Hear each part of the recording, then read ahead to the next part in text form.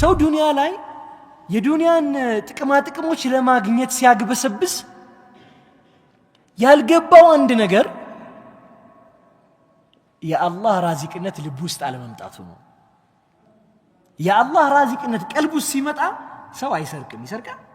አንድ ሰው አጭበርብሮም ሰርቆም ትክክለኛ የሆነ ዕቃም ለይቶም በሐሰት ይሄ ነገር እውነተኛ ነው፣ ሐላል ነው፣ ፎርጂድ አይደለም፣ ሰከንድ አንድ አይደለም፣ ሃይ ኮፒ አይደለም ብሎ አጭበርብሮም ቢሸጠው ከዛ ብር የሚያገኛት 5000 ሆነች 10000 500ም 1 ሚሊዮን የሚሆን የሚያገኛት ገንዘብ ተቀብሎ ኪሱ ከከተታት በኋላ ልብስ የገዛበት ጊዜ፣ የበላበት ጊዜ፣ የጠጣበት ጊዜ ምኑ ናት? እሷ ምኑ ናት?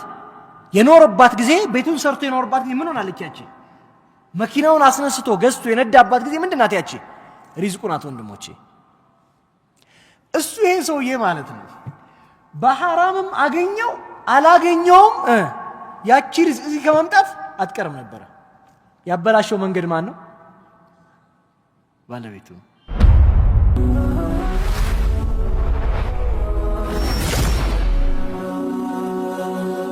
ሰብስክራይብ በማድረግ ቤተሰብ ይሁኑ። ሰላሙ አለይኩም ወራህመቱላሂ ተዓላ ወበረካቱሁ። ቢስሚላሂ ረሕማኒ ረሒም ቢስሚላሂ አለዚ ላ የዱሩ መዐ እስሚሂ ሸይኡን ፊል አርዲ ወላ ፊሰማኢ ወሁወ ሰሚዑል ዓሊም አልሐምዱሊላሂ ረቢል ዓለሚን ሐምደን የንበጊ ሊጀላሊ ወጅሂሂ ወዐዚሚ ሱልጣኒህ أشهد أن لا إله إلا الله وحده لا شريك له وأشهد أن سيدنا وحبيبنا وقرة أعيننا محمد بن عبد الله صلوات ربي وتسليماته عليه وعلى آله وصحبه ومن تبعهم بإحسان إلى يوم الدين اللهم اجعلنا منهم واكتبنا معهم في زمرة الصالحين والشهداء آمين برحمتك يا أرحم الراحمين.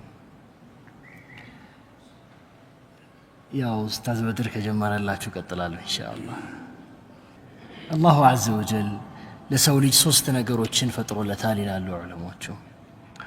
አንደኛው የሚያስብበት የሚያስተውልበት የሚያስተነትንበት አቅል ነው ይላሉ። አእምሮ የምንለው ነገር ማለት ነው። በዛው ልክ ደግሞ አላሁ ዐዘ ወጀል ለሰው ልጅ ሌላ ሁለተኛ ነገር ፈጥሮለታል። የሚያፈቅርበት፣ የሚጠላበት፣ የሚያዝንበት፣ የሚወድበት ከሰዎች ጋር ያለውን መስተጋበር በሙሉ በስሜቱ የሚያስተናግድበት ያ ደግሞ በውስጣችን ያለችው ቀልብ የምትባል ነገር ናት ይላሉ።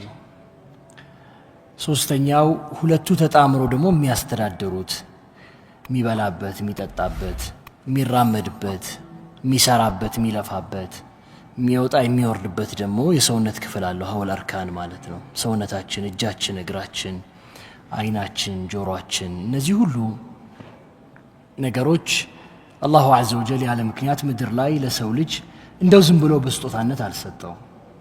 ሁሉም የራሳቸው ስራዎች አሏቸው። እነዚህን ስራዎች ያስተነተነ የተረዳና የገባው ሰው ከአላሁ ዐዘ ወጀል ጋር ያማረ ህይወት መኖር ይችላል። እነዚህ ነገሮች ምን እንደሚያስፈልጋቸው፣ ምን ሲያጡ ደግሞ እንደሚሞቱ፣ ምን ሲያጡ ከአላሁ ዐዘ ወጀል እንደሚጣሉ ያልገባው ሰው ደግሞ መንገዱ ሌላ ይሆናል ይላሉ። ያው ስለ አእምሮ ብዙ ተብሏል። አላሁ ዐዘ ወጀልም ቁርአኑን ሲጀምር اقرأ باسم ربك الذي خلق الإنسان من علق اقرأ وربك الأكرم الذي علم بالقلم علم الإنسان ما لم يعلم አንብብ ብሎ ነው የጀመረው። በዛ በፈጠረህ ጌታ ስም አንብብ። ያ ምንም የማታውቅ የነበርክ ስትሆን ያሳወቀ፣ በማወቅህ ደግሞ ታላቅ ያደረገ፣ ያከበረ፣ ያላቀ። እዚህ የእውቀት የሚባል ነገር አላሁ ዐዘ ወጀል ቁርአኑ ላይ ብዙ ነገር ብሎበታል። አላህ የእውቀት መንገዶችን ምሎባቸዋል። አላህ የቁል ኑን ወልቀለሚ ወማ የስጡሩን ይላል። አላህ በፊደል ይምላል። ፊደል በሚጻፍበት ቀለም ይምላል አላህ። ከዛ ፊደልና ቀለም ተጣምረው ደግሞ በሚጽፉት ወይም በሚጻፉት ድርሳናትም አላህ ይምራል። ወማ የስጡሩን ይላል። አላህ የማለበት ነገር ትልቁ ነገር እሱ ነው። አላህ በታላቁ በመጨረሻው ቀን የሰው ልጆች በሙሉ ፍርዳችንን በምንቀበልበት ብቸኛ በምንሆንበት ቀን ምሏል።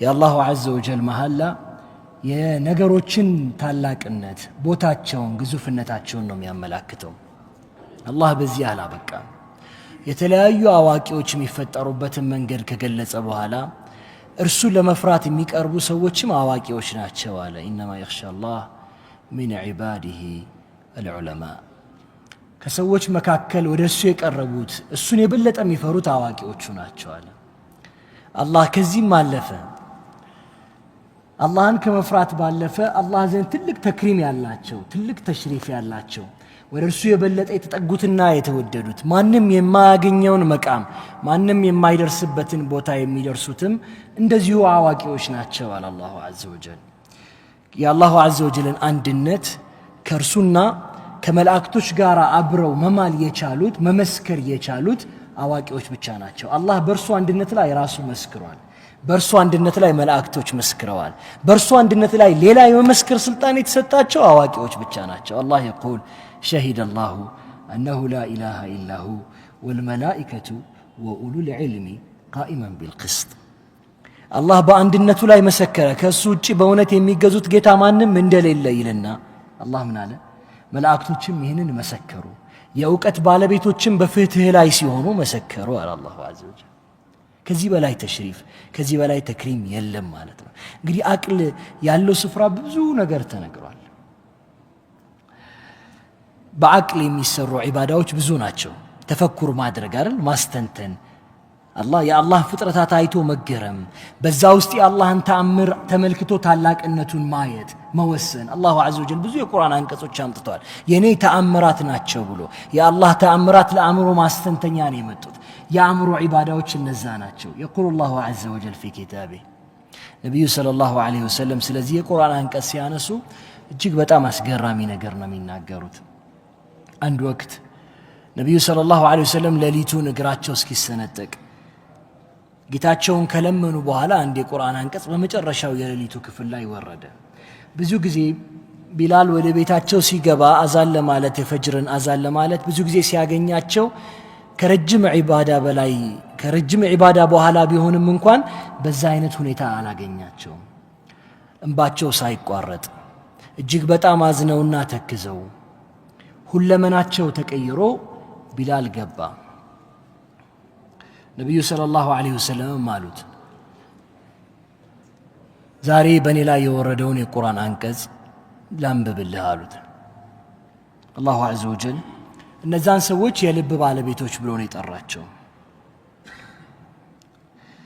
በቀንና በሌሊት መፈራረቅ ውስጥ ሰማይና በምድር ውስጥ በሰማይና በምድር መፈጠር ውስጥ በቀንና በሌሊት መፈራረቅ ውስጥ ለልብ ባለቤቶች ብዙ ተአምር አለ ይላል አላህ ይህን ካለ በኋላ እነዛ የልብ ባለቤቶች ግን ማን ናቸው አለ الذين يذكرون الله قياما وقعودا وعلى جنوبهم ويتفكرون في خلق السماوات والأرض ربنا ما خلقت هذا باطلا سبحانك قنا عذاب النار ይላሉ አለ ጌታችን ሆይ የሚሉ ናቸው ቀንና ማታ አላህን የሚያስታውሱ ናቸው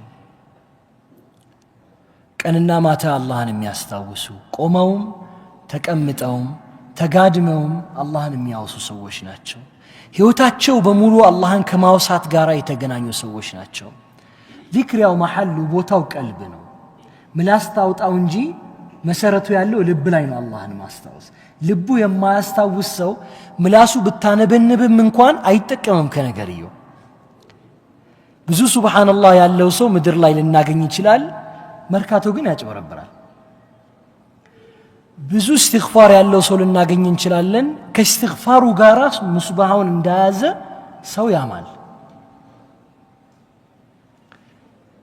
ብዙ አላሁ ዐዘ ወጀልን ተዕዚም ተሕሚድ የሚያረግበት አልሐምዱሊላህ የሚልበት ምላስ አለው ነገር ግን መከራ በላያዎች ሲነኩት ችግር ሲነካው ጌታውን ያማራል ወላኪን اللسان ምላሱ ግን ሁሉ ጊዜ ምን ትላለች አልহামዱሊላህ ትላለች በሐቂቃው ግን አልহামዱሊላህ ልብ ውስጥ የለም በሐቂቃው የአላህ ሰመድነት ልብ ውስጥ የለም የአላህ መጠጊያነት ልብ ውስጥ የለም እዚህ ሰውየውን ሲዘክር ልታገኙት ትችላላችሁ አስሏ ልብ ነው አላህ የልብ ዒባዳ ባለቤቶች ናቸው ማለቱ ነው الذين يذكرون الله قياما وقعودا وعلى جنوبهم ሲል ግን ልብ ብቻውን አይበቃም አለ አላህ ምን ያስፈልጋል አእምሮ መስራት አለበት ويتفكرون في خلق السماوات والأرض ربنا ما خلقت هذا باطلا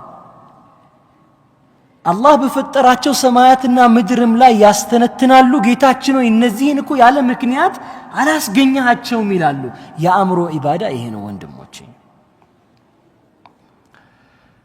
አላህ ለአካልም ስራ ሰጥቷታል እንሰግድበታለን እንጾምበታለን ይርበናል እንበላለን እንጠጣለን በመብላታችን አላህን እናመሰግናለን በማይታችን አላህን እናመሰግናለን መልካም እናይበታለን አጅር እናገኛለን መልካም እንሰማበታለን አጅር እናገኛለን መጥፎ ከሰማንበት የምንቀጣበት ደግሞ አርካኖች አሉ የሰውነት ክፍሎቻችን ማለት ናቸው አላህ ለነዚህም እሱን ማምለኪያም የምንከለከለውንም የምንሰራውን ነገር አዞባቸዋል እንሰግዳለን በሰላቶቻችን ወቅት እጆቻችን እግሮቻችን ሁሉም ዒባዳ ላይ ናቸው ለሁሉም ዒባዳ ከሰጠ በኋላ አላህ የነዚህ ሁሉ ዒባዳዎች ግን መዘወሪያዋ የነዚህ ሁሉ ዒባዳዎች ግን ወሳኟ መሰረቷ የልብ ዒባዳ ናት አለ አላህ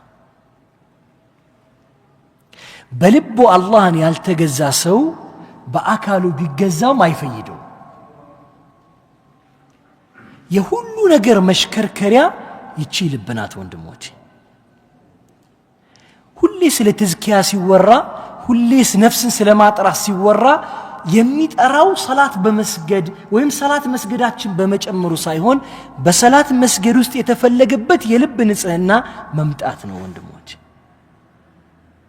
ነፍስን ማጥራት የሚባል ነገር ስናወራ የምናወራው ስለዚህ ልብ የብዙዎቻችን ልብ እኔን ጨምሮ ወንድሞቼ የታመመ ልብ ነው ህክምና ያስፈልገዋል አሁን እያወራን ለራሳችሁ ብቻ አስተውሉ በመድር ላይ ማንንም አልጠላም የሚል ሰው ከናንተ መካከል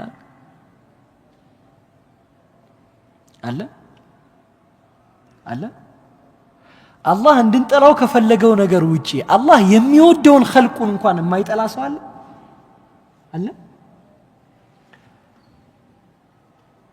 እኔ ስራዎቼ በሙሉ ለአላህ የተቅጣጩ ናቸው ስራዎቼ በሙሉ በእኽላስ የተሰሩ ናቸው ብሎ አሁን ዛዕም የሚያደርግ ሰው አለ የሚሞግተኛለስ አሁን የሰገድነው ሰላት እንኳን ለአላህ ስለመሆኑ እርግጠኞች ነው አሁን የሰገድነው ሰላት ልብ እርግጠኛ በሆነችው ልክ አላህ ስራዎችን ይቀበላል ምናልባት ስናልፍ አንድ ወንድማችን ሰላት ስለሚሰግድ ይዞን የገባን ሰው ልንኖር እንችላለን ምናልባት ሰላት ለምዶብን ምን ሰግደው ሰው ልንኖር እንችላለን አንዳንዶቻችን ያው ከስራ ስንገባ ማረፊያችንን የሆንን ሰዎች አለ ወንድሞቼ ለአላህ የሚደረግ ነገርን ብቻ ያደረገ ልብ ካለን ነጃነን ነፃ ወጥተናል ዛሬ ላይ ሆኖ በዙሪያው ላሉ ወንድሞቹ ጥላቻ የሌለው ምቀኝነት ያላዘለ ربنا لا تجعلنا في قلوبنا غلا للذين آمنوا ለነዛ ላመኑ ሰዎች ቅንጣት ታክል መጥፎ ጥርጣሬን ቅንጣት ታክል ጥላቻን ቅንጣት ታክል ቂምን አታድርግብን ያሉት ሰዎች ኢማን ያለው ሰው ከመሐከላችን ከሌለ ምድር መስተካከል አለባት እኛም ልባችን መጥራት አለበት ወንድሞቼ የዒባዳዎች ሁሉ ቁንጮ የልብ ዒባዳ ነው ብዙ መልካም ስራ ሊኖረን ይችላል አንድ የልብ መበላሸት ግን ሙሉ መልካም ስራውን ያጠፋዋል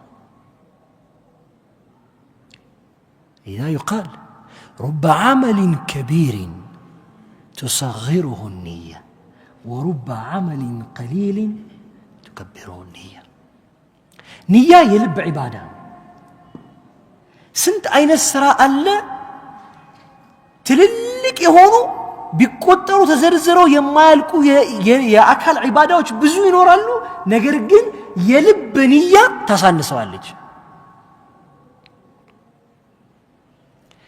ስንት ትንንሽ የሆኑ ቁጥር የማይገቡ የአካል ዒባዳዎች ይኖራሉ የልብ ንያ ግን ከፍ ታደርገዋለች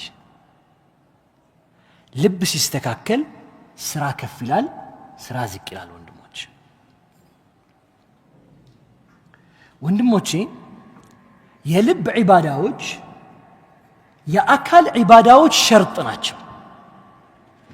ለምሳሌ አንድ ሰው ለሰላት ሲቆም ሙሉ ሸርጡን ቢያሟላ ከውዱእ ጀምሮ ውዱእን ጨርሶ ሲያበቃ ጣሃራነቱን አረጋግጦ ከመጣ በኋላ መስጂድ የሚሰግድበት ነገር መልካም መሆኑን ካረጋገጠ በኋላ አላህ ፊት ቢቆምና የዛን ጊዜ ሰላቷ ለመስገድ በቆመበት ወቅት ትንሽ ሱምዓ ይዩልኝ፣ ይስሙልኝ፣ ይታይልኝ ቢገባበት ምንም እንኳን የሰገደው ሰላት ባማረ ድምፅ፣ በረጃጅም አያዎች፣ ባማረ ቅያም፣ ረጅም በሆነ ሩኩዕና ስጁድ ቢሆን እንኳን አላህ ዘንድ ዋጋ የላትም፣ ምንም ዋጋ የላትም። ይወድቃል፣ ይነሳል እንጂ ፋይዳ አይኖረውም። ስለዚህ የልብ መስተካከል የአካልም የስራም የመልካም ተግባርም መስተካከልን ያደርስልናል ማለት ነው ወንድሞቼ። የልብ መስተካከል የመልካም ስነ ምግባር ባለቤት ያደርጋል። የመልካም ስነ ምግባር ምንጭ ሁሉ ያለው ልብ ላይ ነው። አንዳንድ ሰው መንገድም ላይ ስታገኙት ቸር ልትሉት ትችላላችሁ፣ ይሰጣል አይደል? ስታዩት ቸርነት ከተግባሩ የሚመነጭ ሊመስለን ይችላል። ቸርነት ግን በልብ ያለ ነው። ሁሌም ሰዎች መልካም ስራን ለመስራት ምን እናለን? አህለል ኸይር ፈልጉን እንላለን አይደል? ያው ቀሪዎቻችን አህሉ ሸርንም ማለት ነው አይደለም? እንደዛ ማለት እኮ ነው ትርጓሜው አይደል? እንደው የኸይር ባለቤቶችን ፈልጉን እንላለን። የኸይር ባለቤቶች ገንዘብ የሚያወጡት የኸይር ባለቤቶች ከሆኑ እማናወጣው ሰዎች አህሉ ሸርነን ማለት ነው፣ ወይም ሲወጣ ማናየው ማለት ነው።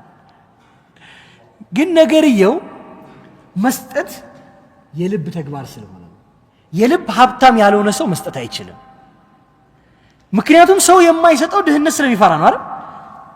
አንድ ሰው ከኪሱ ያለውን ብር አውጥተክ ዛሬ ላለ አንድ ሐጃ እንካ አስረክብ ብለው መስጠት ያልቻለው እኮ ልቡ ላይ ምን ስላለ ነው?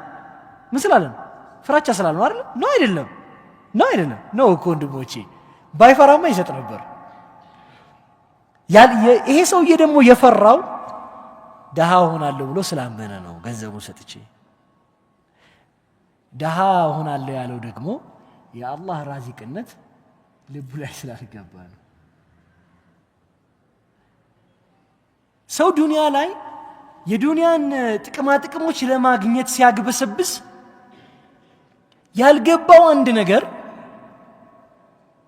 የአላህ ራዚቅነት ልቡ ውስጥ አለመምጣቱ ነው። የአላህ ራዚቅነት ቀልቡ ሲመጣ ሰው አይሰርቅም። ይሰርቃል? እንዴት መሰላችሁ? አላህ ምን ይላል? ወፊ ሰማኢ ሪዝቁኩም ወማ ቱዓዱን። ሪዝቃችሁ ያለው ከሰማይ ነው። ነሕኑ ቀሰምና በይነሁም መዒሸተሁም፣ የህይወታቸውን አስፈልጎት ሳይፈጠሩ በፊት ከፍለን ጨርሰናል። የኛ ስራ ለመልፋት ነው። ክፍልፋዩ ግን ከዛ ነው። አንድ ሰው አጭበርብሮም ሰርቆም ትክክለኛ የሆነ ዕቃም ለይቶም በሐሰት ይሄ ነገር እውነተኛ ነው፣ ሐላል ነው፣ ፎርጂድ አይደለም፣ ሰከንድ አንድ አይደለም፣ ሃይ ኮፒ አይደለም ብሎ አጭበርብሮም ቢሸጠው ከዛ ብር የሚያገኛት 5000 ሆነች 10000 500ም 1 ሚሊዮን የሚሆን የሚያገኛት ገንዘብ ተቀብሎ ኪሱ ከከተታት በኋላ ልብስ የገዛበት ጊዜ፣ የበላበት ጊዜ፣ የጠጣበት ጊዜ ምኑ ናት? እሷ ምኑ ናት? የኖረባት ጊዜ፣ ቤቱን ሰርቶ የኖረባት ጊዜ ምኑ ናት? ያቺ መኪናውን አስነስቶ ገዝቶ የነዳባት ጊዜ ምንድናት? ያቺ ሪዝቁ ናት ወንድሞቼ። እሱ ይሄን ሰውዬ ማለት ነው በሐራምም አገኘው አላገኘውም ያቺ ሪዝቅ እዚህ ከመምጣት አትቀርም ነበረ። ያበላሸው መንገድ ማን ነው? ባለቤቱ። የለበስነው ልብስ የበላነው የጠጣነው የኖርንበት ነገር በተቀላላ አላሁ ዐዘ ወጀል ወፊ ሰማኢ ሪዝቁኩም ወማ ቱዓዱን ያለው ነው። ወደድክም ጠላህም ይመጣል አንተ ዘንድ፣ አትጨምሮም አትቀንሱም። ዛሬ ይሄ ውሃ ለኔ ያልተከተበ ከሆነ እያያችሁት ሳልጠጣ እወጣለሁ። አሁን ኢማን ይሄ ምን ይፈልጋል? ልብ ውስጥ የአላህን ራዚቅነት ማስገባት ይፈልጋል። የልብ ማንነት በተስተካከለ ቁጥር ሰዎች በመልካም ስራ ላይ ይበረታሉ፣ ከመጥፎ ነገር ይርቃሉ።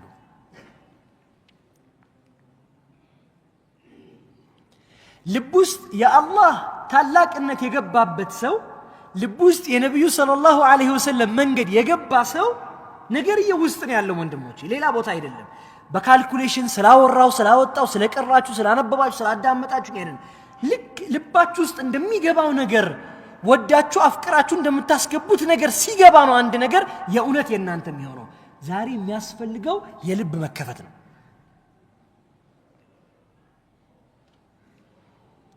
የልብ ዒባዳዎች ሲስተካከሉ የሰው ልጅ ከወንጀል ይርቃል። የአላህ ራዚቅነት የገባውና ልብ ውስጥ የተቀመጠ ሰው አላህ የሚሰጠው ብቻ ነው ያለው ብሎ አምኖ የመጣ ሰው እንደማይሰርቀው፣ እንደማያጭበረብረው፣ የማንንም ሪዝቅ በተጨማሪነት እንደማይፈልገው ከአላህ ጋር ያለው ግንኙነትም እያማረለት ይመጣል። ሰሓቦቹም የተፈተኑት በእነዚህ የልብ ዒባዳዎች ነው። በአካል ዒባዳዎችም አልተፈተኑም። አላህ የመጀመሪያዎቹ የቁርአን አንቀጾች ውስጥ ያወረደው ሰላት እኛ የምንሰግደው መግሪብና ዒሻ እንዳይመስላችሁ። አላህ ምንድን ነው ያለው? ያ አዩሃል ሙዘሚል ቁሚ ለይለ ኢላ ቀሊላ ንስፈሁ አው እንቁስ ሚንሁ ቀሊላ አው ዚድ ዐለይሂ ወረቲል ልቁርአነ ተርቲላ ኢነ ናሽአተ ለይል ሂየ አሸዱ ወጥአን ወአቅወሙ ቂላ። አንተ ተከናናቢ ነብዩ ገና ወህዩ ወረደ ሰሞን ነብዩ ሰለላሁ ዐለይሂ ወሰለም ጭንቅ ግራ ግብት ሲላቸው ባለቤታቸው ኸዲጃ ዘንድ ገብተው ሸፍኑኝ መላእክታው ጅብሪል በዚህም ሲያዩሱ ሲሆንባቸው በዛም ሲያዩሱ ሲሆንባቸው አድማሱ ሙሉ ሲሞላ ሲጨንቃቸው ወደ ቤታቸው እየሮጡ ሄዱ። እናታችን ኸዲጃ ውስጥ ገቡና ተሸፈኑ። ዘሚሉን ያሉ ሸፍኑኝ ያሉ ነብዩ ሰለላሁ ዐለይሂ ወሰለም። አላህ ምን አላቸው? አንተ ተሸፋፋኝ ተከናናቢ ነብይ ሆይ ቁም ለይለ ኢላ ቀሊላ፣ ሌሊቱን ቁም ጥቂት ቢሆን እንጂ እንዳተኛ አላቸው። የመጀመሪያው ዒባዳ ሰሓቦች የሰሩት ምንድነው? ወቂያሙ ለይል። በሰላት አልጀመሩም እንደኛ እንደዚህ 5 ወቅት አንድ ሰላት እያሳለፍክ እየመጣ እየሄድክም ሰላት ለዒባዳት እንደውም ሙተዋፊራ በጣም የተሟላች ነበረች። مع ذلك ፈተናው ግን የልብ ነበር እነሱ ዘንድ። ክስተቶችን እንደምሳሌ እናምጣ። ታስታውሳላችሁ በድር ጦርነት ወቅት ነብዩ ሰለላሁ ዐለይሂ ወሰለም ወንድሞቼ የበድር ጦርነት ነብዩ ሰለላሁ ዐለይሂ ወሰለም አቅም ኖሯቸው ፈልገውት ወደውት ተዘጋጅተውበት የገቡት ጦርነት አይደለም።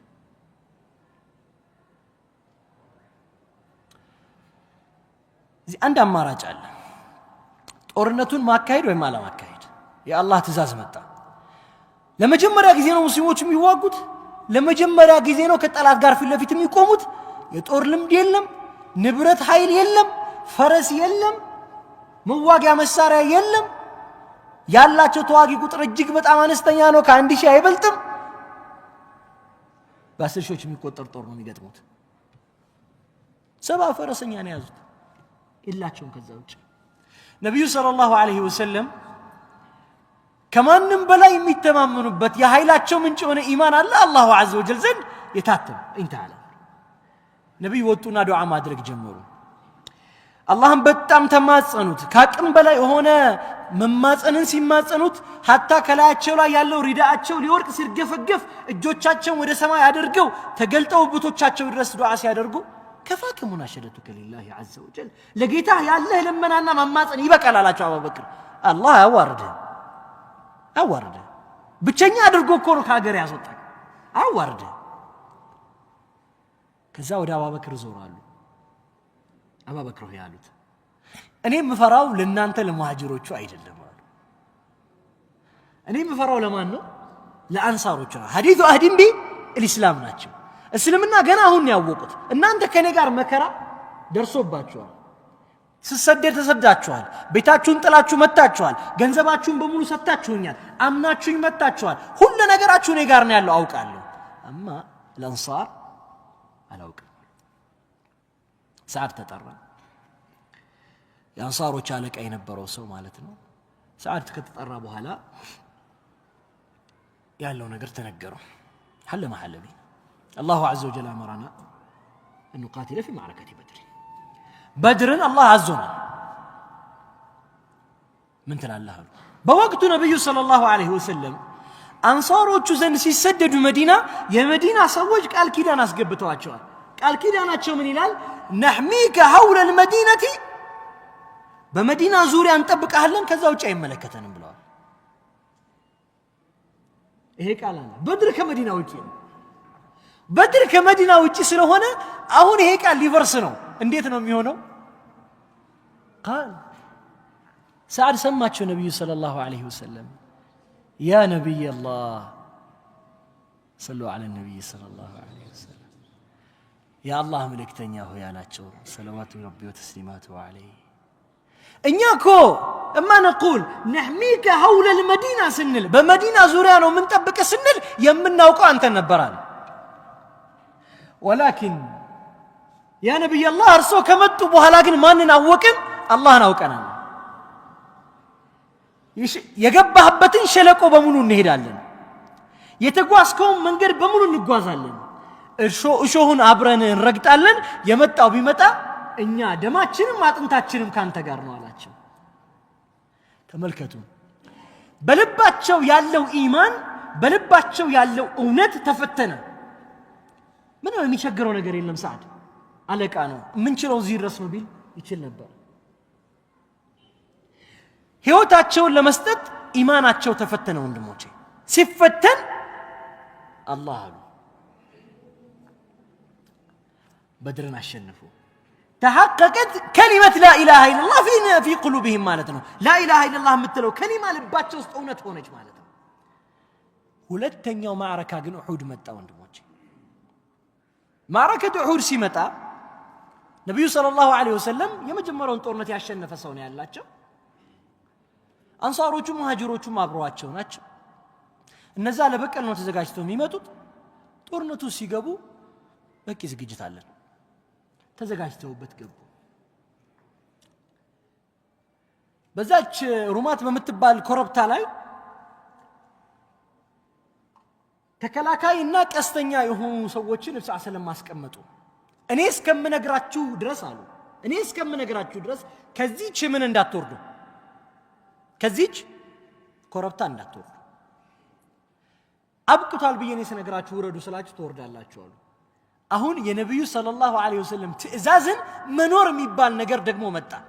يقول الله عز وجل فلا وربك لا يؤمنون حتى يحكموك فيما شجر بينهم ثم لا يجدوا أنفسهم حرجا مما قضيت ويسلموا تسليما على الله فلا وربك بقيتا يهونبኝ አላመኑም አንተን በጉዳዮቻቸው ላይ ፈራጅ አድርገው እስካላስቀመጡህ ድረስ በፈረርከው ፍርድ ዙሪያ ደግሞ ቅንጣት ታክል ጥርጣሬ በልቦናቸው ሳይገባ እጅ መስጠትን ሙሉ በሙሉ ካልሰጡ አላመኑም እነዚህ ሰዎች አለ አላህ አላመኑም።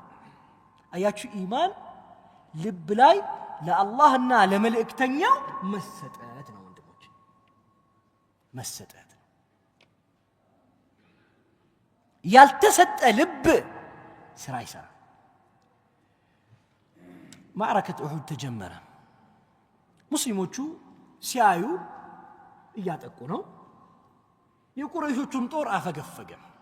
ከጀርባ ግን አንድ ጦረኛ ተተዋል። ኻሊድ ብን ወሊድ የሚመራው አንድ ፈረሰኛ ያዘ። አንድ ፈረሰኛ ብርጌድ በሉት እንዳሁኑ ጊዜ ያያዘ አንድ ጦረኛ ከተራራው በስተጀርባ በኩል አለ። አላኩል ያህል ሙስሊሞቹ ማባረር ጀመሩ። ማባረር ሲጀምሩ القسمة القسمة አሉ። ምርኮ ድርሻችን እንዳያመልጠን አሉ። ምን ላይ ያሉት ኮረብታው ላይ ያሉት። አማ የነብዩ ሰለላሁ ዐለይሂ ወሰለም ትእዛዝ ምንድን ነበረ? እኔ እስከምነግራችሁ አትውረዱ። አሁን ምንና ምን ተወዳደረ? ዱንያና የነብዩ ሰለላሁ ዐለይሂ ወሰለም ትእዛዝ የጦር ምርኮና የነብዩ ሰለላሁ ዐለይሂ ወሰለም ትእዛዝ ወርቅና የነብዩ ሰለላሁ ዐለይሂ ወሰለም ፍቅር ዱንያና የነብዩ ሰለላሁ ዐለይሂ ወሰለም ክብር እነዚህ ተወዳደሩ ከፊሎቹ አንወርድም አሉ እንዴት እንወርዳለን ነብዩ ሰለላሁ ዐለይሂ ወሰለም እንዳትወርድ ብለዋል እንዴት እንወርዳለን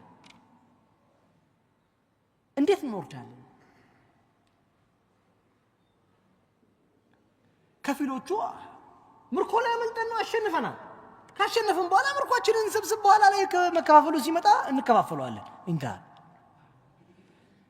ልቦቻቸው ተለያዩ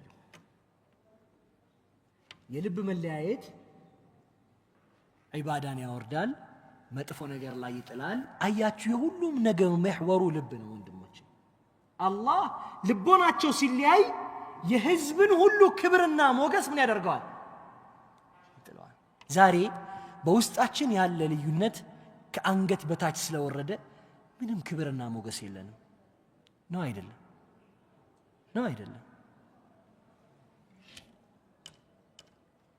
አንድ ላ ኢላሃ ኢላላህ ላለ ወንድምክ ያለህ ምቀኝነት ያለህ ጥላቻ የእንትና ቡድን ነው የእንትና ጀማዓ ነው የዚህ ሰው ነው የዛ ሰው ነው ብለህ ልቦና ተሰንጥቆ አላሁ ዐዘ ወጀል ከኡመቱ ላይ ክብሩን ያነሳዋል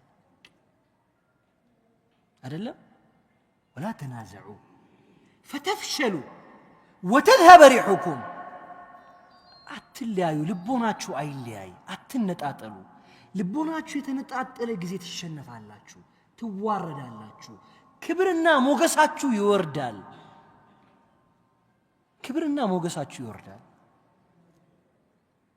የልብ መለያየት ሚሕወሩ እዚህ ያለ ወንድሞቼ አላህ የሐሳብ መለያየት ችግር የለውም አእምሮ ላይ ሰው ጂምናስቲክ ሊሰራ ይችላል ሐላል ነው ሐራም ነው የጁዝ ወላ የጁዝ ምናምን ሊል ይችላል እዚህ አእምሮ ላይ ነው የሚያልቀው ነገር ይው ከአንገት በታች ሲወርድ ግን ክብር ያወርድማል على كل حال ግማሾቹ ገኒማ ፍለጋ ወረዱ القسمة والغنيمة الغنيمة የኻሊድ ኢብኑ ወሊድ ጦር መጣና የወረዱትንም አንድ ላይ ከጀርባ ሳንድዊች አደረጋቸው ከጀርባ ሌላ ጦር መጣ በዚህ በኩል ተያዙ ጦርነቱን ተሸነፉ የሆነው ሆነ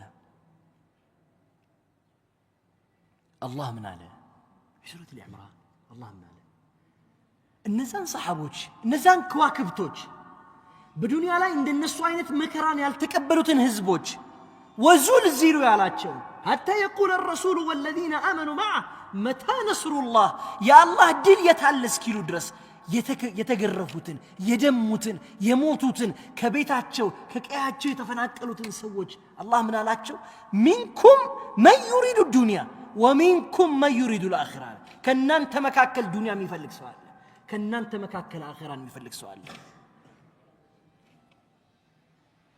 ሰሃቦቹ አለቀሱ ተረበሹ አልቻሉ ካቅማቸው በላይ ሆነባቸው ወንድሞች የአንድ ሰው ለቅሶ ግን ማብቂያ አጣ ቢጠብቁት ለቅሶ ሊያበቃ አልቻለም ከነርሱ መካከል ለቅሶ ያላበቃው ሰው አቡበክር ረዲየላሁ ተዓላ ዐንሁ ነበር وقال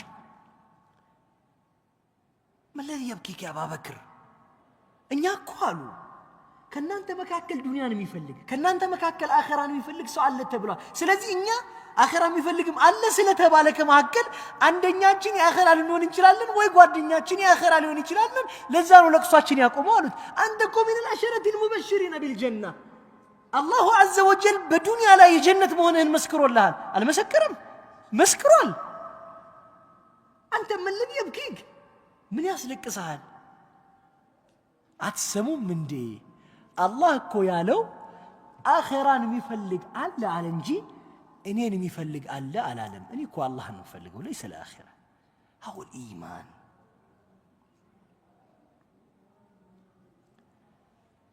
ልብ ሲስተካከል የሰው ልጅ ርቀቱ የእይታ ርቀቱ እዚህ ጋር ነው የሚደርሰው ዱንያን አልፈልግም ምናምን አይልም። አላህን ነው ፈልገው ይላል። ወንድሞቼ ችግራችን ያለው ሁሌም ልባችን ወደ አላህ በመቅጣጫቷና ባለ መቅጣጫቷ ውስጥ ነው ያለው። ለምሳሌ ቤተሰባችሁ ጋር ስትገቡ፣ ልጆቻችሁን ስታሳድጉ፣ ትምህርት ቤት ስታስገቧቸው ምናምን ምንድነው ውስጣችሁ ያለው ነገር? እስቲ ራሳችሁን ፈትሹት። እንደው የሚያጋጥመኝን ነገር እያሰብኩ ስለሆነ ማወራው ነው የምነግራችሁ። አንድ ወንድም አንድ ልጁን አንድ ጓደኛው ጥሩ ገንዘብ ያለው ጓደኛው ከአንድ ትምህርት ቤት አወጣና ሀብታም የሚባል ትምህርት ቤት ውስጥ ለፉክክር ነው፣ ይሄ የተለመደ ነገር ሆኗል። አስገባ። እሱን ከማናንሽ ያለና ከዚህ አውጥቶ አስገባ። ለምን ቀየርክ ትምህርት ቤቱን አልኩት። ያው ልጄ በሱ ባመጣው ቋንቋ ልንገራችሁ፣ በእንግሊዝኛ ስለሆነ ያው ልጄ ስትራታው እንዳይበላሽ ነው አለኝ። ስታተሱ እንዳይበላሽ ነው አለኝ። ገብቷችኋል? هذه الدنيا الله عز وجل ዘንድ የዝንብ ታውቃላችሁ? ዝንብ ነው ያልቆሻሻ ነው። ምን ያልቆሻሻ ነው ዝንብ? ዝንብ እኮ ጭንቅላታችን ላይ ቢቀመጥ እንታገሳለን፣ ሰከንድ እንታገሳለን። ወንድሞቼ ትታገሳላችሁ? እጃችሁ ራሱ እኮ አንኮንሺየስሊ ሳታስቡት ምን ያደርጋል? ይውለበለባል አይደል? ይውለበለባል አይደል? ምክንያቱም ዝንብ ነው። ዝንብ ቆሻሻ ነው። ጭንቅላታችሁ ላይ ቆሻሻ ይቀመጣል። አይሰግዳል።